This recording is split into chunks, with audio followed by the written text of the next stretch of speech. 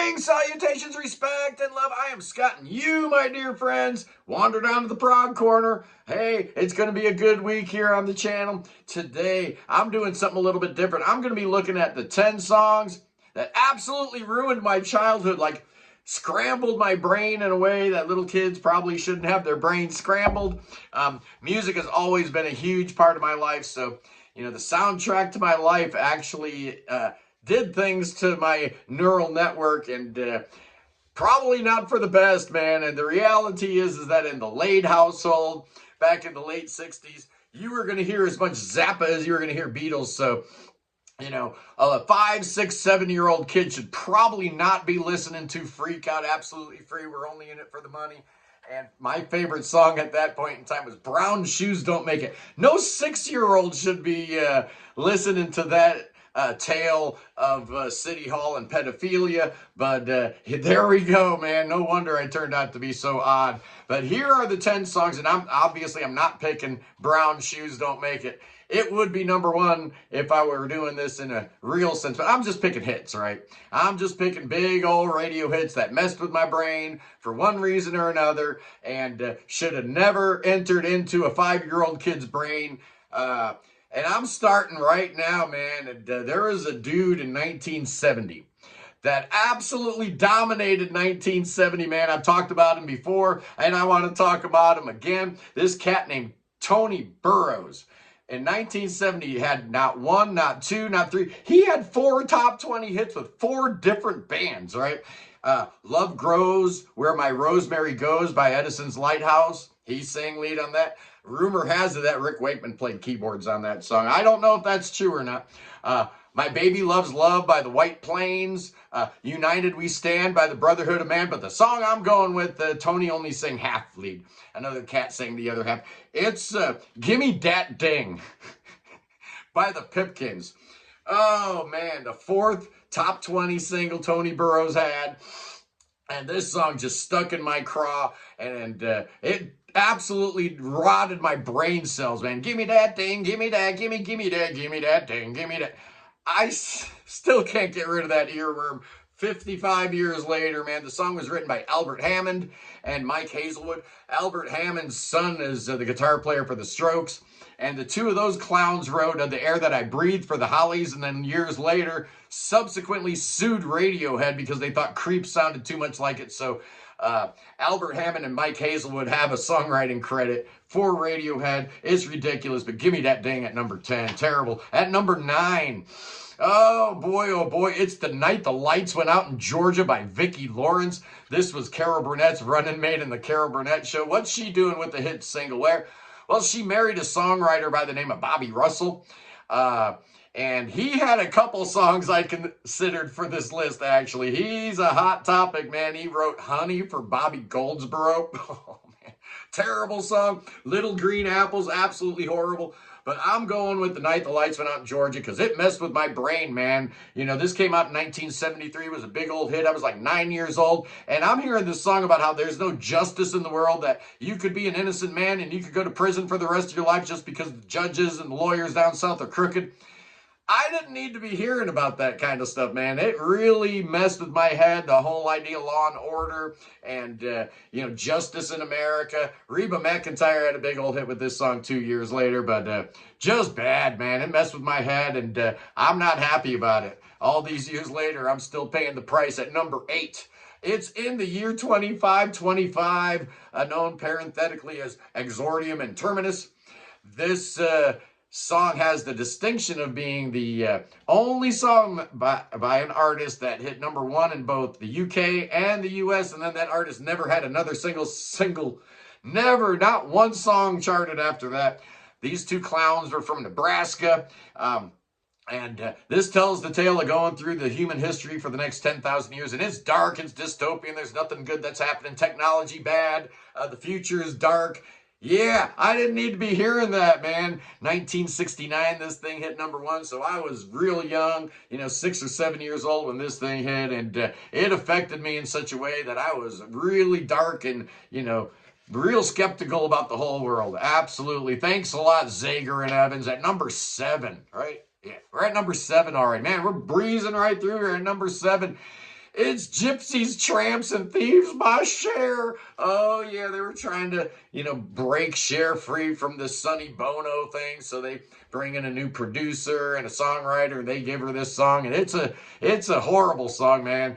It's a tale of this Romani family, and mom's like a stripper, and dad and grandpa don't do nothing. They do whatever they could, which is translation absolutely nothing, right? They don't do a darn thing at all.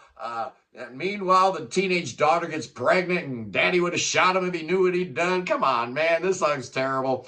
Just awful. At least it's better than Half Breed, right? This thing hit number one in 1971, and gypsies, tramps, and thieves around the world revolting. Revolted at the sound of that horrible thing. At number 6, oh man, I love the Guess Who, but my little kid brain exploded when I realized that American Woman had nothing to do with a woman. This came out in 1970. So your boy was like 7 or 8 years old when this thing hit number 1 in the U.S. I hate the Lenny Kravitz version, by the way. Not a big Lenny Kravitz guy at all. But the Guess Who, just amazing. I love that band. Richard Cummings, Randy Bachman, just incredible. But when somebody told me it was an anti-war song, man, oh man. The Vietnam War was raging, and I was always worried that my older brother might get drafted and stuff. So I didn't need a reminder of that at all. And that's true at number 5, man. Another little war ditty called Billy Don't Be a Hero from 1974. Paper Lace released this back in March, and it hit number 96 on the Billboard charts. And then in June, Bo Donaldson and the Haywoods re-released the new version, hit number 1. I don't feel sorry for Paper Lace. They had themselves a number 1 hit later on with The Night That Chicago Died. This song was written by Mitch Murray and Peter Callender, who were also famous for writing Vanity Fair's Hitchin' a Ride. This song is an anti-war song. Dude goes off to war. The wife's like, don't do it, just keep your pretty head low while she gets a letter from the Department of Defense saying that dude man died. She just threw it in the trash. She just threw that letter in the trash. Your man, the love of your life, is dead. He died, trying to protect our freedom and our way of life. And she is so selfish that she just throws the letter in the trash. I'm moving on. I don't even care about you no more, Billy. I like the song. But, man, the message just really messed with my head as a kid. At number 4... oh, it's tie a yellow ribbon round the old oak tree. Now, it's not an old oak tree. It's an old oak tree by Tony, Orlando, and Dawn. This thing hit number 1 in 1973. A couple years earlier, the same songwriting team teamed up with Tony Orlando and did Knock 3 Times. Hit number 1 also. But this is a song for years. As a little kid, I didn't really pay attention. I just thought it was like you're tying a yellow ribbon around the old oak tree because of, you're coming home from Vietnam or whatever, because that's what a lot of people were doing back in 73. But the song is not about a veteran or guy in the armed services coming back from Vietnam. No. It's about some criminal who's coming out of jail. So I could kind of relate to that, right? I couldn't back then, but I could later on in life. And it's almost like listening to that song, predicted. It was a harbinger for my fate later on. So thanks a lot, Tony Orlando. I really appreciate it, man. At number 3, it's White Rabbit. Oh, White Rabbit by Jefferson Airplane. I love Jefferson Airplane. Surrealistic Pillow is the first album with Grace Slick in the band, and she brought 2 songs with her from her old band. The 2 best songs ever written, man. Somebody to Love and White Rabbit. Oh, wow. Welcome to the band, Grace Slick. Just incredible. Just incredible. Obviously, this song is a reinterpretation of Lewis Carroll and Alice in Wonderland and all that kind of stuff, but it's really just a drug song, man. How in the world did they get away with all those drug references? This song hit number 8. 1967, maybe because it was wrapped up in all the Alice in Wonderland stuff that they were able to get away with it, but the drug references are everywhere and they got away with it, man. Feed Your Head, great song, but it messed me up, man. Little kid, I was 5 or 6 when this, maybe even younger, 67. I could have been I could have been 4 when that song came out, right?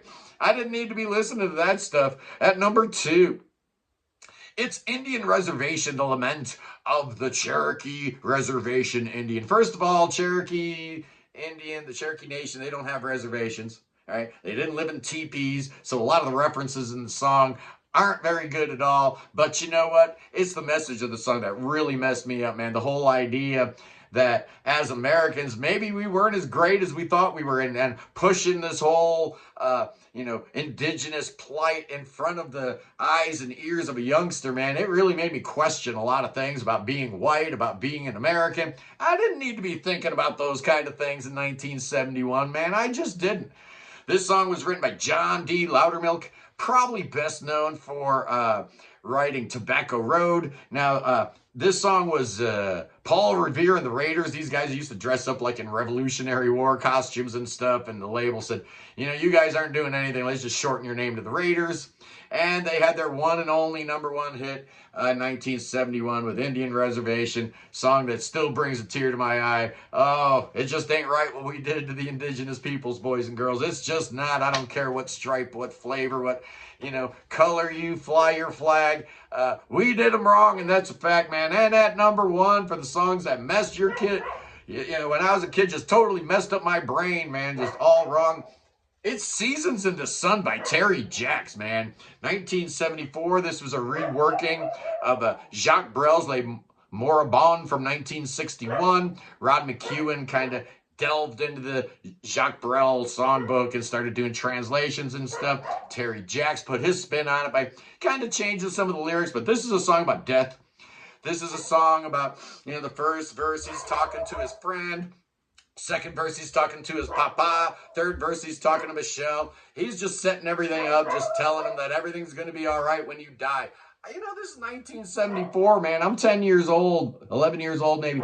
I don't need to be hearing about death, man. I really don't need to be hearing about these sad songs about somebody dying and, almost like writing his will and testament. A 10-year-old kid don't need to hear that, man. Apparently, this song was offered to the Beach Boys. And they said no, and Terry Jacks absolutely said yes. But that song messed with my mind, man, and it still does. And those are the 10 songs that absolutely ruined my childhood. Yes, indeedy, do they did. Anyway, boys and girls, I love you. Peace in the Middle East. Free Tibet, free the Ukraine, free your mind, free beer. Hit that subscribe button. Absolutely, you should hit the like button. And God save the king. Oh, yeah, the king. He wants to subscribe to the Prog Corner. Oh, yeah, he does. He's going to subscribe as soon as he gets on the YouTube. Yes, indeed. And then he's going to come to America. He's going to sit down here with me. We're going to have a big old shindig, me and the king. Going to have a little interview, sit down here in Ohio. And then we're going to dance with them rattlesnakes. I'm going to show the king what it's all about, man. Being an American means dancing with them snakes. I love you guys. I'll see you tomorrow. Peace.